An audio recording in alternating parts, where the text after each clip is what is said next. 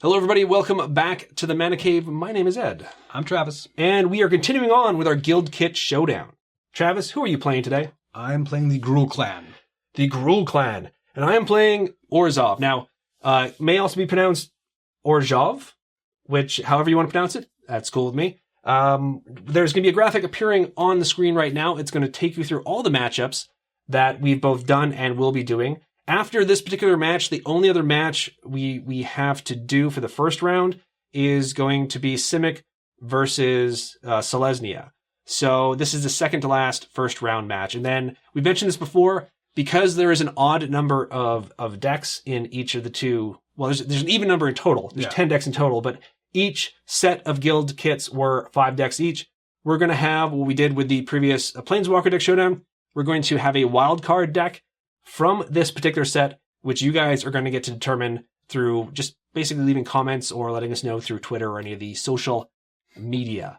When it's all, the first part is done. When the first part is done, yeah. Once you guys know who is lost, start campaigning early, but Ed will be looking at it, I'm sure, a little later in the year. Yeah. We'll actually probably talk about it around the next match, at the end of the next match, and I'll let you guys sort of decide at that point which ones you can sort of, root for and let us know. So, Travis, what do you think? You've played Gruul before. It's actually been a while. Yeah. Well, we've played the Planeswalker deck, They never count. No, I used to be big into Gruul. So it's been a while since I have played Gruul, but I'm looking forward to it. It's, again, one of those nice ones where it's like, just turn your card sideways. Just attack. Just give her. Go for it.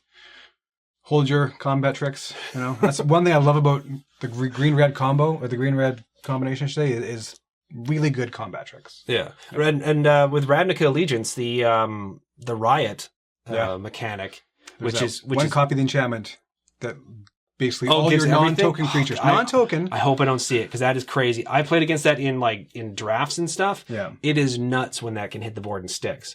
So, and this is one of the things as well, too. Knowing that particular deck has Riot may change the way I play, because in the Planeswalker deck matchup, for example, I kept holding back a card to use on your turn because I was worried about you suddenly playing something with Riot and then having this huge creature sort of like run out and stomp on me. So that's something I'm going to be constantly worried. And haste in general is pretty scary with decks like that. Yeah, not normally a green strength kind of thing, but when you throw red in the mix, you never know. And this is being an Orzhov deck. It's going to be a lot. It's going to be all the best parts of blue and black. So there's going to be a lot of removal. You don't think there's going to be a lot of removal in this? I don't think it's going to be the best parts of blue and black. Did I say blue and black? I thought I heard blue and black. You probably did. Of white and black. Sorry, the dice is throwing you off. I got Demir on my brain. Of blue. Black and white. At least I feel like I didn't make that mistake. Oh, my goodness. There's going to be a lot of removal. Flyers. Afterlife is one of the mechanics that's going to be in this as well, too, which is pretty great. So, I'm excited to play it. This is one of the color combinations I've always enjoyed. Maybe not be my favorite, but it's definitely in amongst my top 5. So, without further ado, you didn't mulligan. I did mulligan, correct? Correct. So I'm starting off with 6, but I am going to get to scry. We haven't rolled to see who goes first, so we're going to do that now. 9. I got pairs, so I did it in style. In style, yeah. Losing in style. Okay, so I'm going to show my hand first to everyone at home, and then I'm going to show you my scry and what my decision will be for my scrying, if I can actually... I'm all thumbs right now. Get these cards out so you can see what they are. Come on, Ed. There we go. I knew I could do it. So that is my opening hand. So for a 6-card hand, it's certainly not bad, I don't think. There's definitely possibilities there. So we're going to see if it works out for me. And now I'm going to scry. So that is the card that I'm actually going to put back on top of the deck. Travis, you may show away, sir. Show away. Alrighty. Here be my opening 7. They're decent. There's no scrying for me, but there's a good mix of what I'm looking for in an opening hand. Now, that's it. I mean, my deck does not have what your deck has. Spirit. Oh, God. But I got might, hopefully. I didn't know where you were going with that at first. Okay, so I'm going to start off by playing a Plains. I'm going to turn that Plains sideways, and I'm going to cast the Martyred Rusalka It is a 1/1 spirit creature, and I can pay a white, sacrifice a creature. Target creature can't attack this turn. Pass the turn to you. Wow. You know what I don't like about your cards? That looks way too much like the symbol for Conspiracy 2. Conspiracy. Well, even Conspiracy 2, and I think even Ixalan. Ixalan, yeah. I never noticed that until just now. You're right. Yeah. I'm just going to play a Bolossy looking horned forest and pass to you. I don't have a cool. It looks very similar, actually. Like very, very more similar, I think, even to Ixalan than to Conspiracy 2. But it's just that is, yeah. I think they might have done something a little bit better to differentiate that. Oh, sorry. Untap, then draw. I'm going to play a swamp. I'm going to move to combat. Move to combat, sir. Swinging this Pekia for 1. Ping down to 1. I'm then going to... Let's do this. I'm going to tap for 2 and cast the Imperious Oligarch. It's a 2/1 human cleric with vigilance, and it has Afterlife 1. When this creature dies, create a 1/1 white and black spirit creature token with flying. Travis, your turn, sir. Drawn. Playing a mountain. Tapping both, red and green, with a Clan Guild Mage. Ooh. 2/2 human shaman. Now, apparently this guy needs to tap to activate his abilities. I'm not sure where they draw that line, but 1 red, 1 and a red. Tap him. Target creature can't block this turn. 2 and a green. Tap that. Target land I control becomes a 4/4 elemental creature. With haste till end turn, it's still land. So that's pretty nice. Great. I don't know. Seems pretty nice. It's not like tap down target creature or anything like that, or counter target ability. I'll pass back to you. There's no haste there. Okay. Not that I would attack into 2/1 anyway, but Draw. Vigilance and Afterlife. That's a nice little combo there. I'm going to play a Plains. I'm going to move to combat. Okay. I'm going to swing my Vigilant 2/1. With Afterlife, remember. Yeah, I'm actually... You know what? I am going to block. You're going to block? I'm going to block. Okay. So this is going to die, and I get to create a Spirit token. Boom. That is, by the way, for those of you who are unfamiliar with this particular token, it is one of the tokens that we create in the Token of the Month Club, which is a little something we do through the channel, where you guys can get a brand new token each and every month between 1 to 10 sent directly to your door. Information about that at the end of the video, and as well too, a link will be in the description below. Travis. Still my turn. What am I doing? I was just about to pass. I was so excited about showing off one of the tokens. I'm going to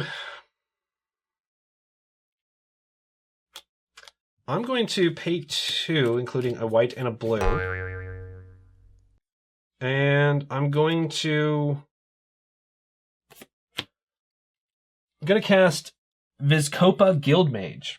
It's a 2/2, and I can pay a one of anything, a white and a black, and target creature gains lifelink into their turn, or I can do the same thing, and whenever I gain life this turn, each opponent loses that much life. Dang. So yeah. Is he a vampire? Wizard. Human. He is a human wizard. Yes. Not quite a vampire. I'm on the lookout. Pass the turn to you, sir. Untap. Draw. Okie dokie. So, what I'm going to do here is tap 2 to play, not a huge surprise, another Clan Guild Mage. Ooh, I was wondering why you threw that one away so easily. Under the bus.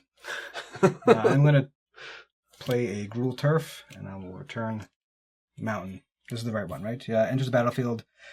Return a land I control to its owner's hand. So, okay, that's what I did. But hang on 1 second. I should double check I got not too many cards before I do that. Yes.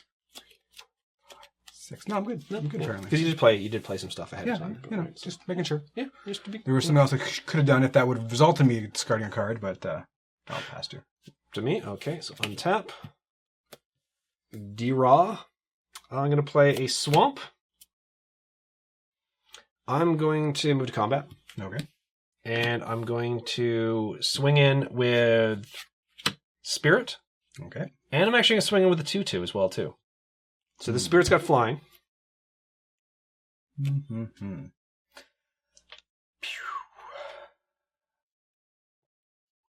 Can I afford to lose 2? I don't think their abilities are all that great. So I'm going to block there. I'm assuming I might have a trick, but the thing about tricks is you got to kind of get them out.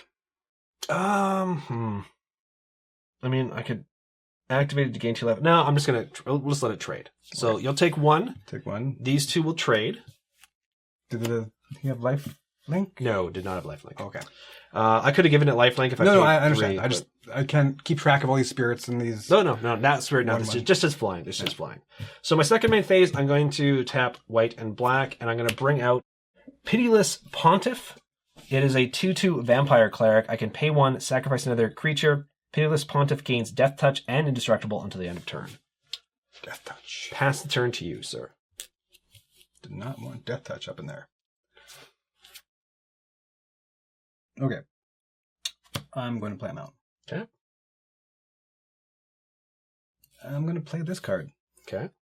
For X equaling 2. A whole whopping 2. I'm going to play the Savage Born Hydra. It's going to enter with 2+1/+1 counters on it. It has double strike. Okay. And I can pay 1 and 1 red and 1 green. Red or green, pardon me, and put a +1 counter on it. Activate that ability only time I could cast a sorcery. Okay.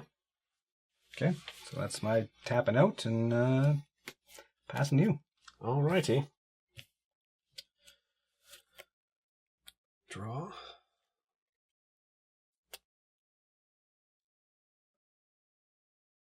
Move to combat. Okay. I'm going to swing in with my 1/1 Spirit with Flying. I can't block flyer, so I drop to 17. I will then pay a white and a black, and I'm going to cast the Orzhov Enforcer. It is a 1/2 human rogue. It's got Death Touch and Afterlife 1. So we know what both of those are, and now I'm going to pass the turn to you, sir. Untap. Draw.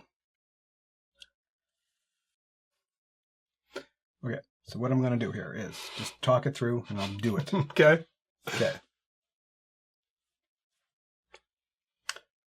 I'll tap 2. Okay. To put a +1/+1 counter on this. Okay. So it's now a 3/3. Now a 3/3. With double strike. With double strike, yes. Okay. Yeah. Tap this. Okay. Put +1/+1 counter. Okay. So now it's a 4/4. Okay. Okay.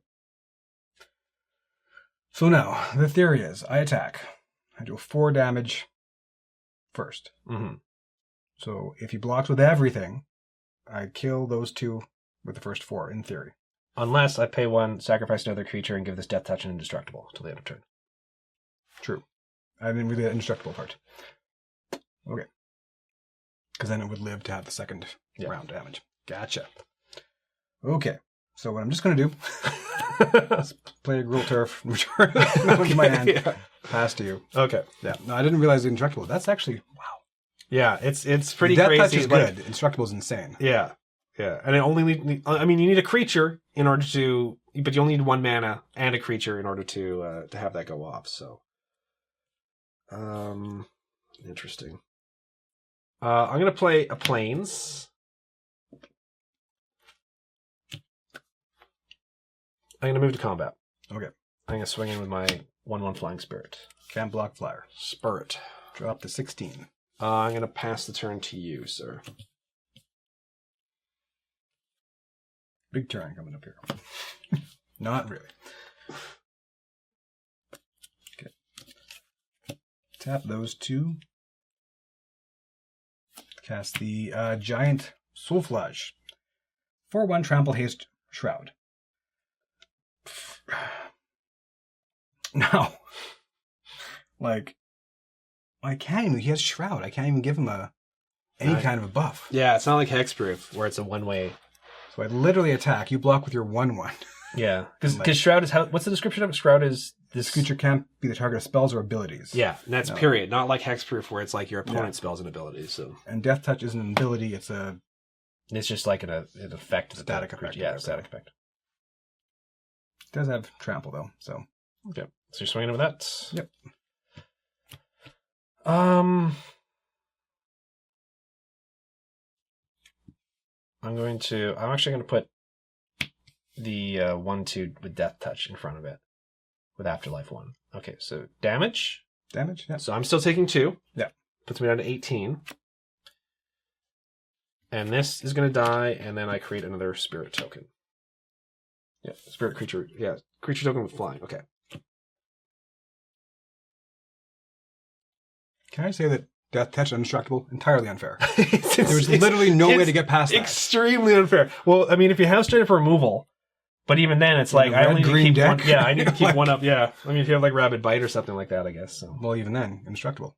Yeah. But I have to sacrifice creature every time, right? So with red, if you can wipe out the creatures around it, then it's not going to matter at a certain point. At a certain point. Yeah. But I do 100% agree that Death Touch and Indestructible is a pretty gnarly combination, to use a term I rarely use. I will pass a turn to you. Okay.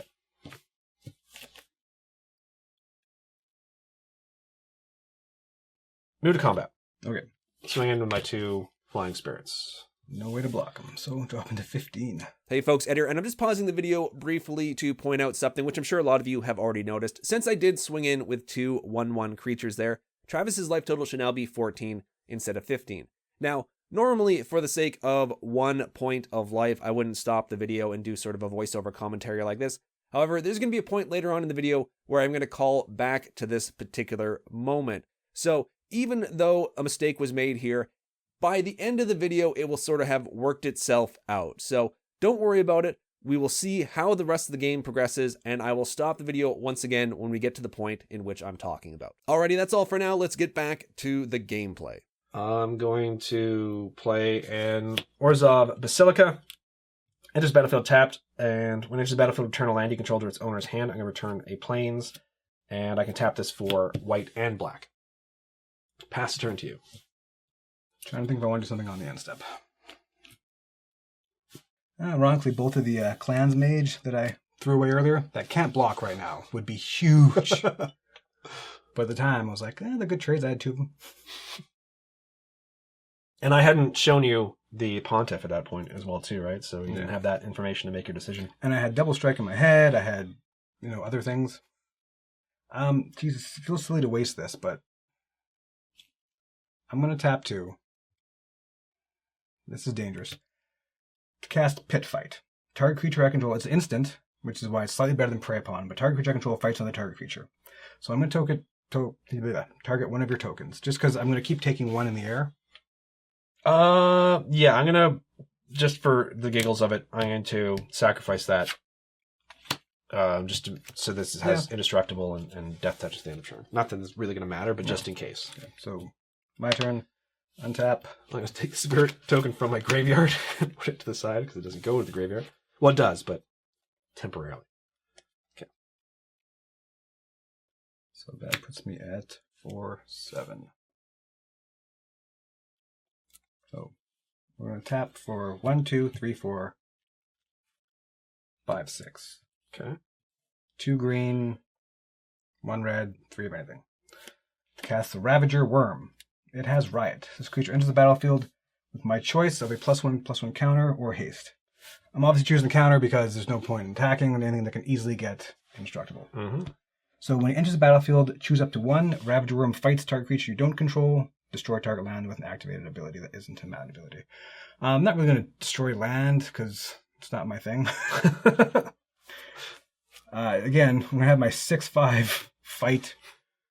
I guess that dude, because again, I mean, he has the ability. Yeah, but I'm going to tap 1, sacrifice this pre-fight, goes to the graveyard, and now this is going to have Indestructible and Death Touch. Yeah, and I'm going to pass to you. Pass to me? Okay.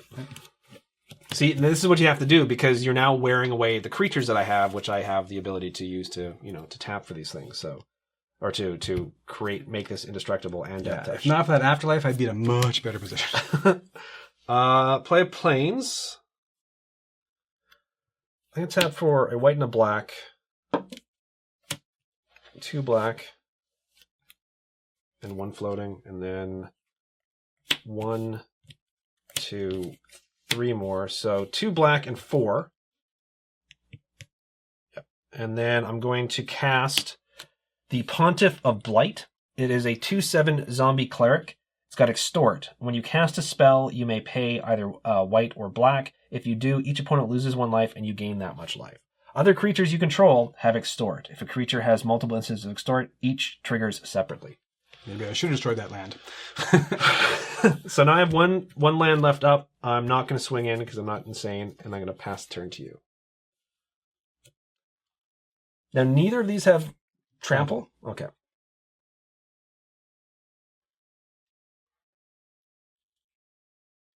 Okay. So, double strike or not trample. Man, it's so frustrating to have double strike, and it means essentially nothing. So I will tap both of these, because this is what I'm going to do. This is what I'm going to do. To get 4 mana to add 2 more counters. Okay. Tap 2 of these to add 1 more mana to get 1 more counter. Okay.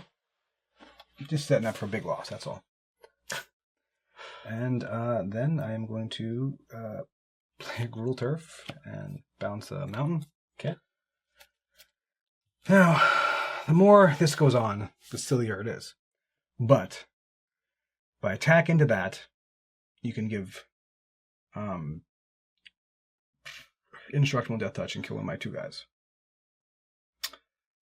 That doesn't do me much good, because you would lose 1 creature and take maybe a bit of damage if you...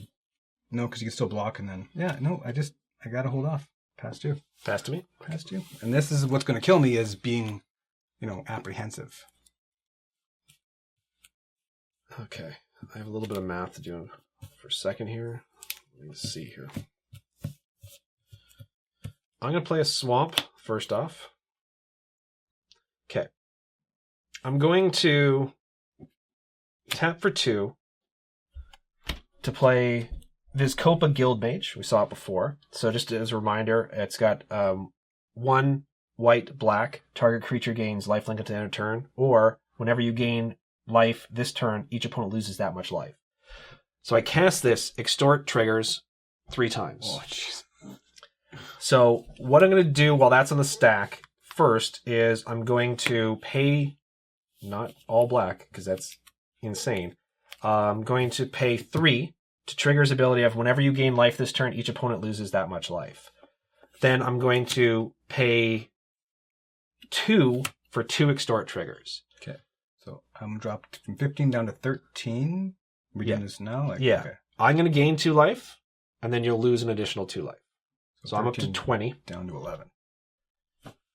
And I got 1 mana left up. But I hellbent at this point, I have no cards in hand. So you pretty much know everything have 1 about mana. Me. Yeah. I'm going to pass the turn now to you. I literally don't even know what I can draw. Okay, well, I will play a mountain. I just realized I held up probably the wrong color. You can still activate his thing, which is something that really matters. But I should, in theory, I should have kept up so that the one thing I could have also used it for, I could use it for. Okay. So I've been doing lots of silly stuff, so why stop now? And because I have an awkward mana situation, this is going to seem even foolisher. More foolish? More foolish? More foolish. So I'm going to tap 2, 4, 6, 7, floating 1 green. Okay. To put Worm Weaver Coil onto this guy. Okay. So I have 1 green floating. Now, it gets +6/+6, which is nice and all. But I can tap 3 to sacrifice that and create a 6/6 green worm creature token. So I'm going to do that right now, because if I go past this, I need to attack wide. Okay. And hopefully big. Because I'm going to have to start chipping away at your stuff sooner or later. I should have been doing this a long time ago. Okay, because it's 1 green floating, you need to do it before you move on to your next phase, right? Is that why you're doing it now? That's why I'm not waiting until combat. I see. I was wondering why you weren't waiting until combat, but because that mana will actually drain from your mana pool if you move to your next phase. Okay, I get it. And if I gave it trample, I'd hang on to it. Yeah. So basically what I'm really doing is paying 9 mana for a 6/6 green worm token. Okay. Essentially. Which is a bit of a waste, but again, why stop here?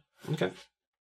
Because I have to sacrifice this to create that 6/6 worm. Now, there must be another card in here where you can get worm, because they give you a lot.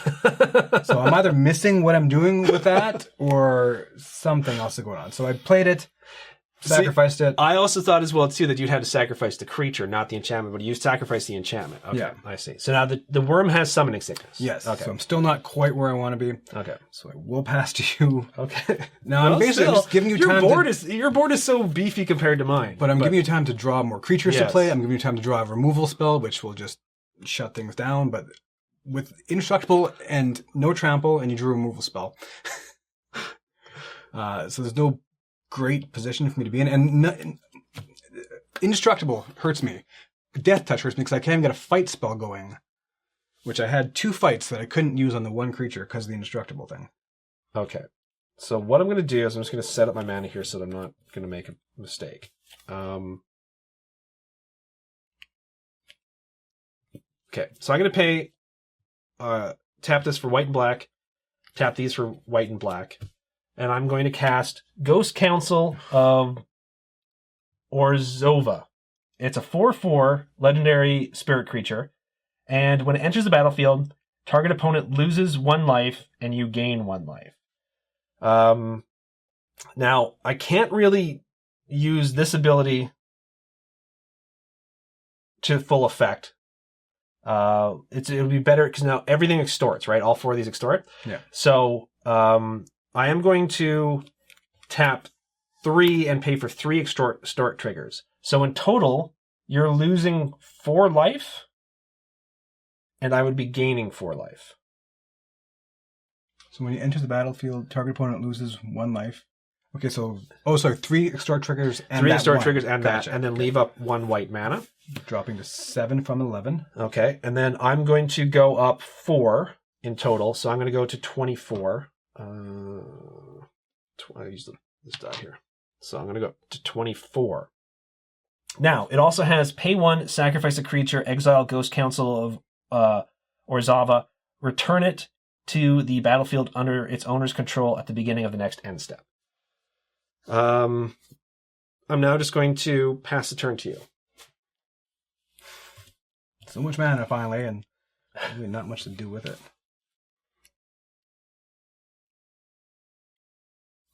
Play a Guild Gate entering tapped. Okay. Tap these 4 for 4 mana. No, wait. You know what? Let's just rethink this here, Travis. Let's rethink this here. Tap these 2 for 4 mana to put 2 more +1 counters in this thing. Okay. I can still do that if I like.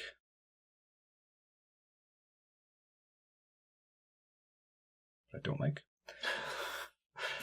Tap this and... Oh, I did that wrong. Tap that and tap that. To add another counter. Go big or go home. Okay. Now, I'm gonna flunge. Okay, wait, so you're moving to combat? Moving to combat. Okay. I'm going to pay 1 white, sacrifice this, and make it so that can't attack. What? And that taps me out. Keep in mind that taps me out, though. Okay. So I'm going to swing those 2 that way. Okay. I will put the 2/7 in front of the 6/6, and I will do nothing else. No other blockers. Okay. This is, of course, not what I want to do, but we're going to tap this to play Colossus. Instant, target creature gets +4/+2 and gains trample until the end of turn.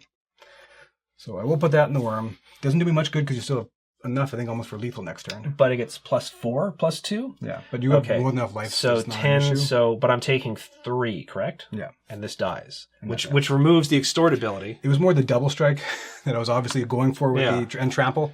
No, I got you, yeah. Yeah, so, and then you also take 5 from that. And I take 5 from that. So okay.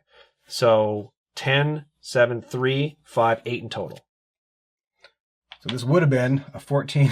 Yeah, with trample, which would have been the main thing, right? And double strike, yeah. So, I mean, I passed to you. So he just couldn't attack, though. He can still block, in theory. Yeah. Okay, so then... Now, does that thing have flying? No, right? It does not have flying. Okay, because there was the other part of this was collision, deal 6 damage to our creature with flying. Which is nice, too. But without flyers, it's just, it's just there. Okay. You're at 7 right now? I'm at 7. Okay. So what I'm going to do is I'm going to pay... Dort me. Can I afford this? Okay, I think... Okay, this is either going to be something that helps win me the game, or I'm going to lose in spectacular fashion by miscalculating something. Okay, so I'm going to pay 1, 2...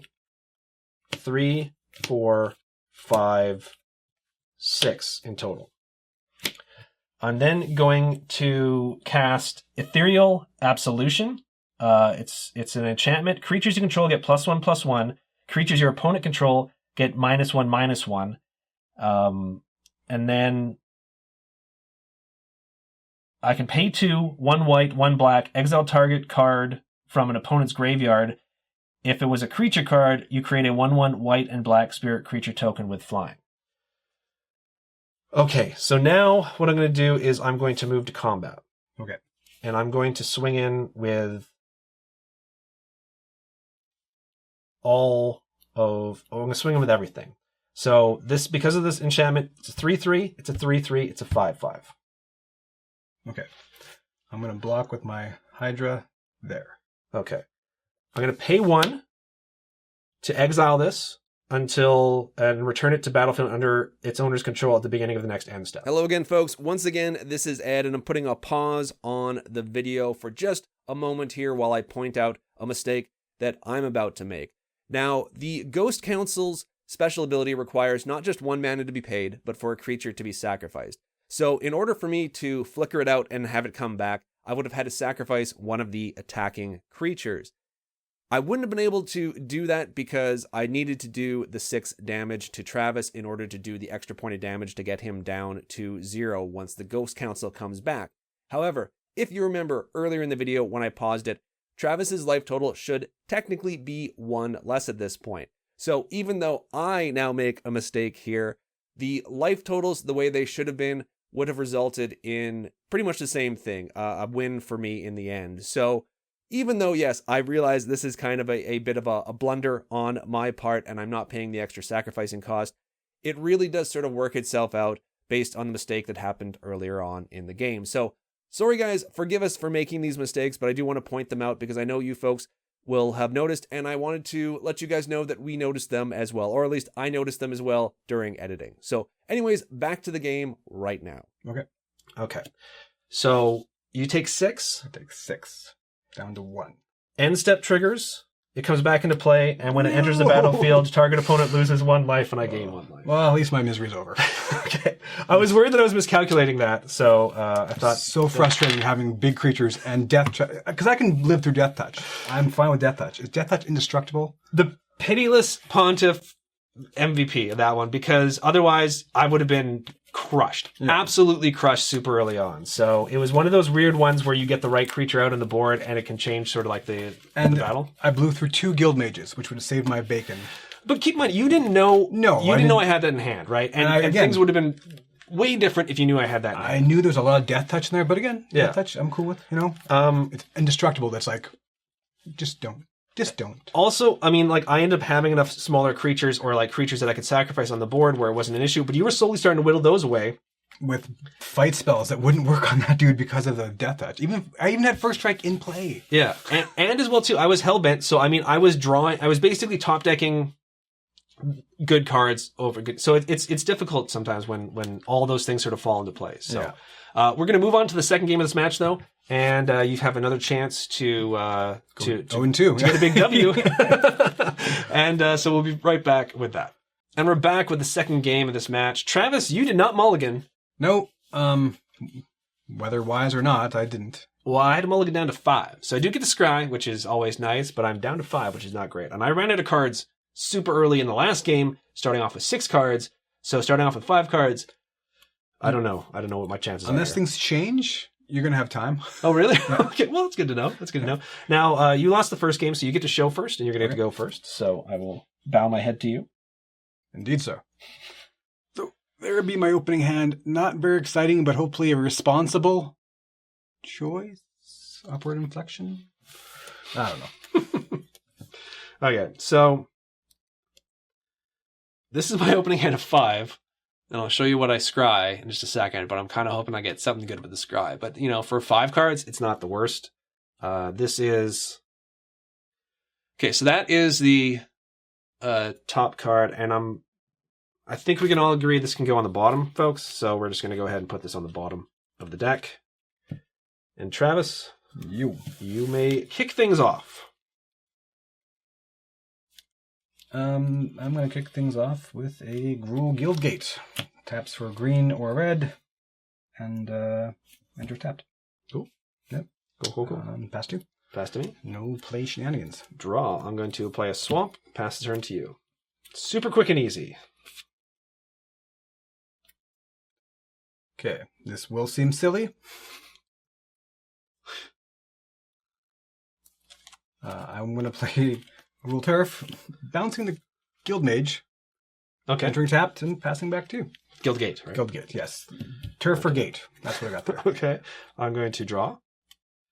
I will... I'm going to play and...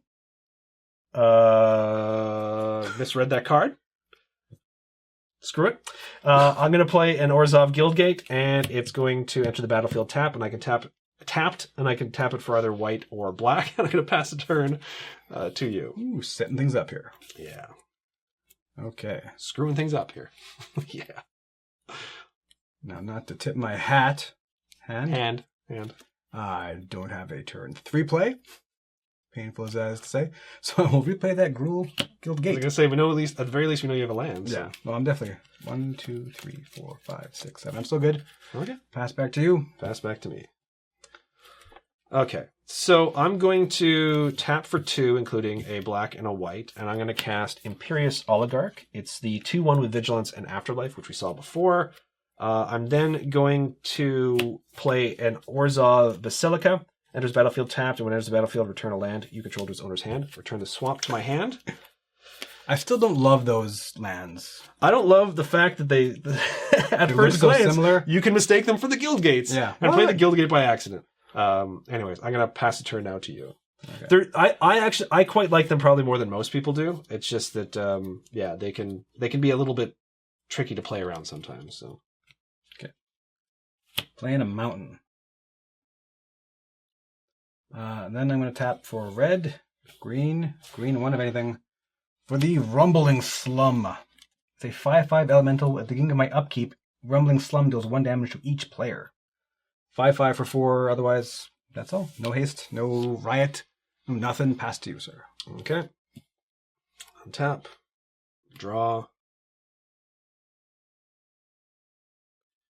I will play a swamp. Okay, so I'm going to pay for 4, including a white and a black. And I'm going to cast 1,000 Lashes. Whoa. Enchant creature. Enchanted creature can attack or block, and its activated abilities can't be activated. That's a triggered ability, just so we know this. See, I already thought, like... At the beginning of the upkeep of the enchanted creature's at the beginning of the upkeep of the enchanted creature's controller, that player loses 1 life. So the way it's going to end up working is that at the beginning of your upkeep, you're going to lose 2, I'm going to lose 1. Wow. So that's enchanted onto that. I'm going to move to combat. Okay. I'm going to swing in with a 2/1 Vigilant creature. No attack, no block. That's rough. And I'm going to pass the turn now to you. Upkeep. Okay. Upkeep. I'm going to lose 2. I'm going to lose 1, so I'm down to 19. Yeah. So I will draw. I will play a forest. What do you do? What? Did you gain a life at one point? No. Oh, did you attack me for 2? 2, yeah, for 2. Okay. Sorry. So drop to 16.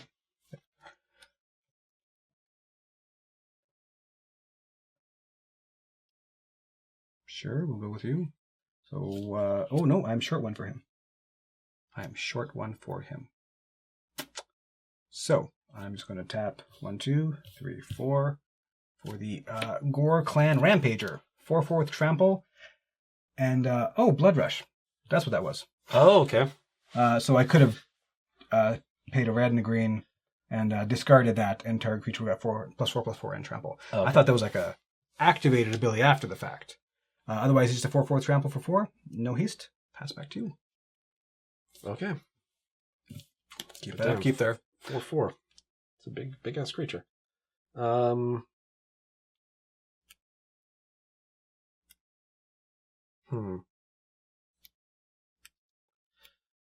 going to play another swamp.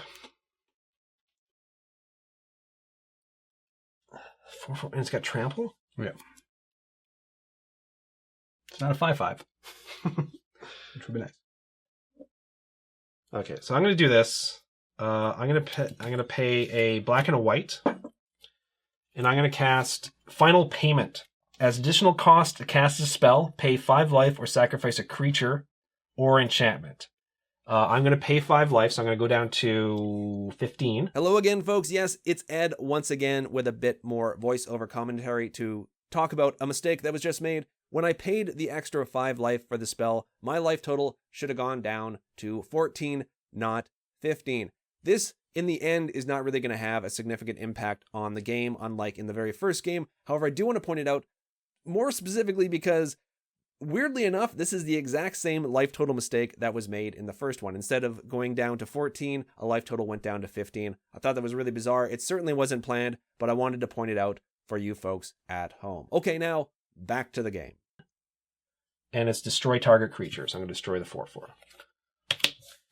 Seen a pattern here. Move to combat. Move to combat. Swing in with a 2/1 Vigilant creature. Drop to 14. I'm going to die from my own creature, and you're a spell really more than anything else. Pay a white and a black, and bring out the Vizkopa Guild Mage. We saw it before, so I have the ability to either give lifelink or whenever I gain life this turn, each opponent loses life. That much life. And the 2/2. Pass the turn to you. Okay, so upkeep happens. I drop from 14 down to 12. And I go down to 14. Now, the only good thing about what's been happening so far is I've been able to keep playing decent creatures. So tapping for 1, 2, 3, 4, 5. Is that all I got? This is the other thing too, is messing with my head, right? That's for 2, 3, 4, 5. It's only 6. I can't even do you. Yeah, but at least I can do stuff. So I'm going to tap for red and green and 2 of anything. Okay. For the Usta the Hate Seed. Legendary creature, Hellion Hydra. As it enters the battlefield with a +1 counter for each other red creature I control, which is 1, and each other green creature I control. Okay. Which, again, if I had more creatures would be nice, but really it's just 2 +1 counters. Okay. Because it does say each other, which is also really weak. I can tap 1, remove a +1 counter from that, and deal 1 damage to target creature, or create a 1/1 green sapperling creature token. So I'm going to, first off, just do this right away. Tap 1 to remove a +1 counter to deal 1 damage to target creature. Okay, so this is going to die, and then I get to create a spirit, a 1/1 spirit. Yes. For all the good that did me. And I still have 1 more mana, right? I still could blow through that, and yeah. What good that's going to do me. I'm just going to pass you, though, because I can do that instant speed. Yeah, you can. Yeah. Okay, so my turn? Your turn, sir. Okay, draw. I'm going to play Swamp. Okay. I'm going to move to combat. Okay. I'm going to swing in with a Spirit. Okay. Am I going to do this now? Well, if I don't do it now, when am I going to do it? I'm going to do it now.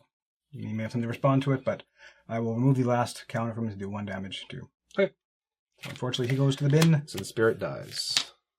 You killed the Spirit. I'm going to pass the turn now to you. So that's a lot of mana. Yep, I take 2 more, down to 10. I'm down to 13. I am on a 5-turn clock at this point. Unless I can get rid of my own creature. So I'll play another one of those.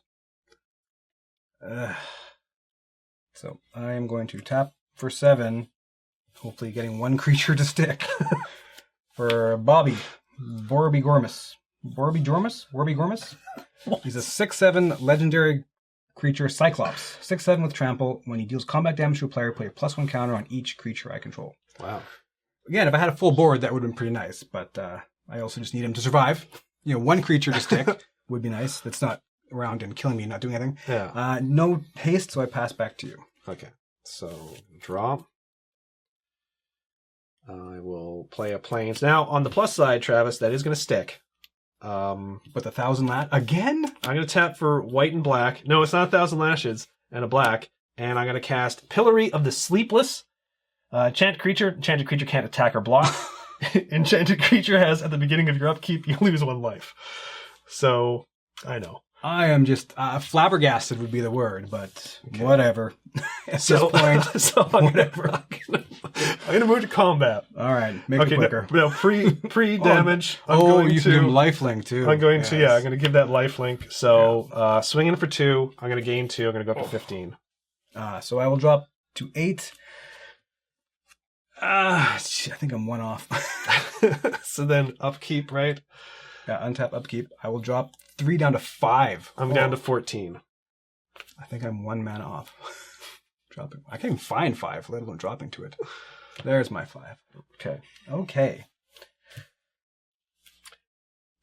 not going to lie, this has been an extremely unfair game for you. That's how black goes. There's so much removal. But to get both of those in my hand and exactly at the it's just look at the creatures you've been able to get on the board. They're bonkers. They're absolutely bonkers. They would be. So I'm gonna help myself a little bit here, but it's just silly. So yeah, we're gonna tap for red and green. Okay. And then for X equaling 5. Okay. To cast Savage Twister, dealing X damage to each creature. Unfortunately, it's a 6/7. Fortunately, he's only a 5 toughness creature, so he will at least die. I'm still going to be taking 1, but I've tripled creature. My life expectancy. There we go. Which who can say that with 1 card? Oh my goodness. Yes, indeed, sir. That was that. So I'm going to pass to you with 5 turns left. Oh, crazy, man. Crazy. Sort of adjusting my land. And there is enchantment removal, but I'm not seeing it this game. I will tap for white, and you know what? Check your Bacillus. And your Guild Gates. I'm going to play a swamp and pass turn to you. That's not a good sign. Okay, so you lose 1 life. That's your upkeep, right? I drop to 4. Okay. So, for a red and a green, I'm going to tap 2 for the Scab Clan Mauler. It's 1/1 with Bloodthirst 2. I have no way of doing combat damage. So there's that. But it's a 1/1, right? Then it's a 1/1. Okay. Yeah. With trample. With trample. Okay. I'm not laughing at your misfortune. I'm laughing at the fact that 1 with trample is just kind of a funny creature. Now then I'll tap 1 green. Okay. For the Birds of Paradise. Oh, hey, there we go. No, 0/1. Okay, no, even better. No. The reason why I was excited about that is because Birds of Paradise is always going to have a special place in my heart because it is the first card that someone ever conned me out of, essentially. So way back when I started playing Magic Online, not Magic Arena, way back when it was Magic Online, Birds of Paradise was worth a ton. It was the first time I came back to Magic in forever, and it was worth a ton. I opened it up. I didn't see the potential of it, and I had no idea what the card market was at that point. So someone, after playing me in a game, asked if I wanted to trade that card, and I was like, sure. I'm trying to create like a white weenie deck or something like that. So I traded rare for rare, not realizing I was trading basically a 30-cent card for something at the time that I think was worth like $40 or something. It was crazy at that time, the market for it. But yeah, first time I was ever conned out of it, and yeah, I mean, technically not I was taken advantage of, I should say. Oh, my naivete. So, anyways. I will pass to you now. Pass to me? Okay. So, I'm going to draw. I play an Orzhov Guild Gate, which enters the battlefield tapped. Pass the turn to you. Mm-hmm. So much mana. Okay. You lose 1 life. I lose 1 life, down to 3. At least not going to die to my creatures thing. I will play a mountain. Now, unfortunately, this is not quite going to matter because it's going to die in a second anyway. So 1, 2, 3, 4, 5, 6. With 2 of it being green, I'm going to cast the Wormweaver Coil on my Scab Clan Mauler. Oh, okay. Oh, jeez. Okay. So he's now a 7/7 with trample. Wow. Okay, so now I'm in trouble. Yes, if this had 1 power, it'd be a little more trouble. I'm going to go to combat. Yes. Okay, so I'm attacking for 7. 7. So I'm down to 7. And then I'm going to pass to you, sir. Pass to me. Okay. Okay. I'm going to tap for a white and a black, and then another black, and then 3 more for a total of 6. Oh, jeez. And I'm going to bring out the Death Pact Angel. It's a 5/5 flyer, and when it dies, create a 1/1 white and black cleric creature token. It has pay 3, 1 white and a black, tap it, sacrifice this creature, return a card named Death Pact Angel from your graveyard to the battlefield. So it's not going anywhere for 3 turns? I'm then going to tap for 2, including a white and a black, and bring out the Pitiless Pontiff. Yeah. So we saw that before. It's sacrifice ability, gain Death Touch and Indestructible until the end of turn. Okay, so I'm now going to pass the turn to you. Okay.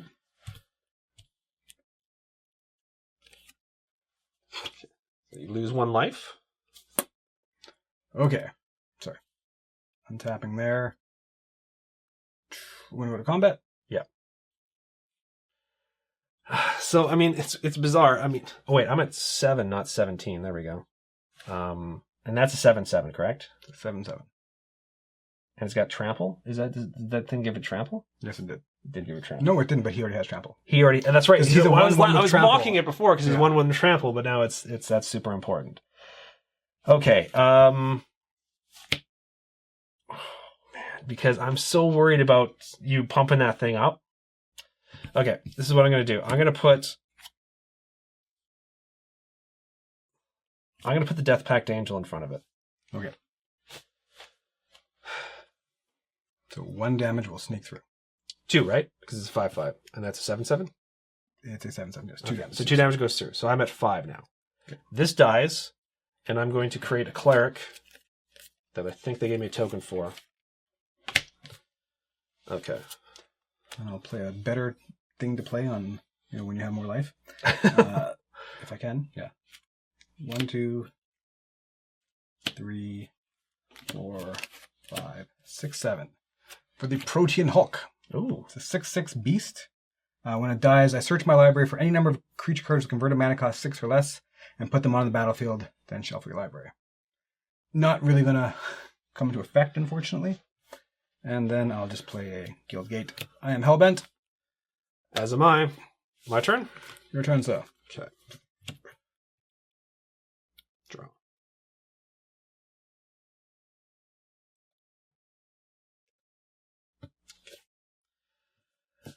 I'm going to play... I'm going to play... I'm going to tap for Swamp, and then... sorry. Swamp, Plains, and then 2 of whatever. And I'm going to cast Vindictive Vampire. It's a 2/3 vampire, and whenever another creature you control dies, Vindictive Vampire deals 1 damage to each opponent. Deals 1 damage to each opponent, and you gain 1 life. Whenever another creature you control dies. Okay, so sacrifice another creature and then Pitiless. Okay, so I'm going to move to combat, I guess, really. And then just swing in with the cleric. So just a block. Yeah. Okay, well in that case then I'll pay 1, sacrifice this to deal 1 damage, and then I gain 1 life. So it's 1 damage to me. Yeah. Yeah. I lose 1 life, and so I'm at 6. Death of 1,000 cuts for my own creatures. Yeah, and then upkeep, and then Not the forest anyway, but Yeah. Too little, too late. You know what? I was not expecting the Orzhov deck to work quite like this. I mean, it's you can see how it's built to work, and I think this is obviously how it's worked. I think your deck actually worked exactly the way it should, especially in the second game. But like I said, it's a little unfair. Did you get your other one? Oh yeah, Oh, the you other did one not. is Yeah. the other. Did I just take it to the graveyard with me? You took it to the grave. But yeah, fitting as it took me to the grave. Having both 1,000 lashes and Pillory of the Sleepless with a creature that was already dinging. Yeah. Well, dinging you for 1 too, but And one went on to a 5/5 that you got out in turn 4. The other one went on a 6/7 or a 7. 6/7. 6/7. So there's no way to take care of that dude. Like I had that Savage Twister, which is why I kind of kept my opening hand because I know we had a lot of small creatures. Yeah. And if you hadn't been able to wipe out that one creature with your own spell, it would have been even quicker, right? Because So it's like, that was 2 for that dude, so it was so much quicker. and it's not like this deck. I mean, the Angel was cool. Yeah, There's a 5/5, but that was like the biggest creature I think I saw. Period. In all my in all the hands and all the cards that I had in my hands. but that one's tough too because that one's not going far for long, kind of thing. Yeah, so it's a Phoenix-like in that sense that you'll get rid of it, but that's pretty much how this was. I figured, like, pacifism style effects. Yeah. Straight up removal, and then life gain as well too, which is I'm not a huge fan of life gain. Did you gain unless, life in that last game? Second game? Second game, just at the very last one, I would have gained 1 life, and you would have lost 1 life. But in the previous one as well too. I mean, I was You top deck that thing. life too. link, and which one that The last one one? yeah. Top deck that 1 life to ping 1 life to me. Yeah. I actually, and I had And you had a sacrifice thing on board too. Yeah, and of course it wouldn't matter because you'd block anything. And here's the stupid thing. I almost threw away that game earlier because I had the Pontiff in hand, but I didn't want to play it. Remember when I was going to tap and I was going to play something and I played a land instead? Yeah. I was going to play the Pontiff because I didn't want to play that without a creature to sacrifice it and keep it protected.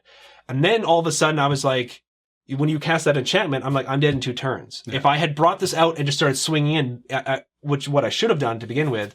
But yeah, I thought for sure at the end there, I was like, I'm going to lose because I didn't cast this the turn before when I absolutely should have.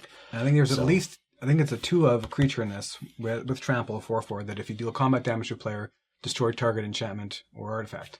Like if it could have got, and there's another one just enchantment whatever. But if it could have got one of those out, it would have been okay. Now I can pop those off. Not only am I stopping bleeding to death, now I can tap with a 4/4 or a 5/5 or 6/7 trample.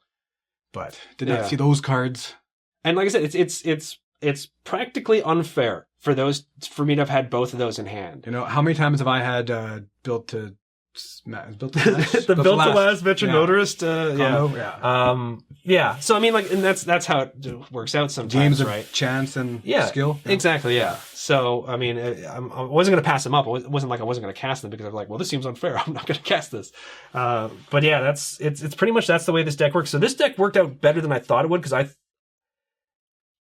thought Gruul was going to roll me over, and it would have. If not for removal, but that's the strength of green-red is big bad creatures, and versus the strengths of black and anything, removal. And black and white is actually one of the better for removals. Yeah, and even with that previous game, it was if they were just pacifism effects, just straight up pacifism effects, I still would have lost because you wouldn't have been constantly taking that damage, and so it's just. Yeah, it's one of those weird things where just everything seemed to work out in my favor. My which is guy strange, was fair because it was 1 damage to each of us, and I got rid of that guy. So what do you think of the? So far we've played 4 of the 5 new guild kits from Ravnica Allegiance. What do you think of them so far? I like them. I think this is a much better product than for almost the same price than the Planeswalker decks. The only issue is I fully admit there's a greater deal of complexity to these decks and mechanisms. But I mean, again, this to me is like against each other. They do play out very fair. Mm-hmm. Even these decks, which seem to have certain things just not going right and versus things that were just going perfect. Yeah. Well, even that second one, I had all the creatures. Yeah. I couldn't have complained about what I was putting down. Yeah. But that's just it, is that they emphasize the strengths of the colors, and more so in ways I think than the Planeswalker ones do. Yeah. And especially you get the really neat old abilities, get the new ones from the current standard sets. And I really like this product. I mean, the only downside I can think of, and it's not really a downside, is the fact that it's not standard legal. So if you're playing against other people who are playing in standard, which, I mean, a lot of people end up playing, then you can't legally play against them. But if you're playing against friends, and you have the choice between Planeswalker decks and this, as long as you're not super, like if you're really new to the game, I can see Planeswalker decks being a little bit better just because, like you said, the complexity of these decks are a little bit higher. But if standard legal doesn't matter to you, and you've just sort of come to enjoy like a particular color combination or something, I've really grown to like these decks. And I had nothing against them, but I was definitely not planning to get pretty much all of them before. It is tough when they put out something that isn't standard legal, because in many ways, if all you're doing is going to your local game store and playing on your Friday Night Magic, whatever, it's useless. Yeah. It has no value in that sense. You cannot play it there unless someone else has the same kind of thing or doesn't care kind of thing. But you can't play for any kind of prizing, any kind of a Friday Night Magic. So in that sense, yeah, it's tough. It's tough to be like, go and buy this. This product is for you. But like you said, if you're playing against somebody else with this deck or just you and a buddy, much better game experience. One of the things I have seen done, I think it was, I could be wrong, but I'm pretty sure. One of the stores that I buy from 401 Games has, I believe, a Guild Kit League. So what it is you get to pick a Guild Kit, or it's either, I think you get to pick it. Either that or possibly it's randomly selected. But I think they have a certain number of Guild Kits within certain guilds, and once those are gone, those are gone. Yeah. And then you get a couple packs of Ravnica Allegiance or Guilds of Ravnica, and you can augment your decks with those packs, and then you play as an actual league. And there is actually prizes for it, right? Yeah. So that sort of gets around the fact that these aren't standard legal, so you're not normally able to do some, like possibly some Friday Night Magic play. So that I think is a very cool idea for a gaming store to do when it comes to these, because these are fun. These are fun because, like you mentioned before, like you get to play cards that you maybe haven't seen before with these interesting mechanics and stuff. And it's got that sort of commander feel to it in the sense you get to play some really cool, big, nasty creatures. Almost or one-ups spells. and individual ones. The other thing which we don't, you're the one who pays the money for them, so, but these actually are a bit of value. Like a Planeswalker deck is not going to have any long-term financial value for the most part. Yeah. They actually kind of engineer them that way so they don't go up in price. Yeah. There are cards in there, like the Birds of Paradise, I think currently is, I want to say it's about $8 card in Canada anyway. Yeah. That Protean Hulk, I think is also about a $5 card. Yeah. Those unique lands, because all the basic lands are unique with the art and everything. Yeah. Those, I think, even the States are currently at 50 or 60 cents a land. And wow. I think those are going to go up. You get the cool sticker, you get the cool pin. Yeah. if that floats your boat, but you get stuff and you do get a value out of that. So even if you buy it, you play it a lot for 6 months, a year from now, you're like, I just don't have the time. I don't have the desire. This is still kind of worth something then. Yeah.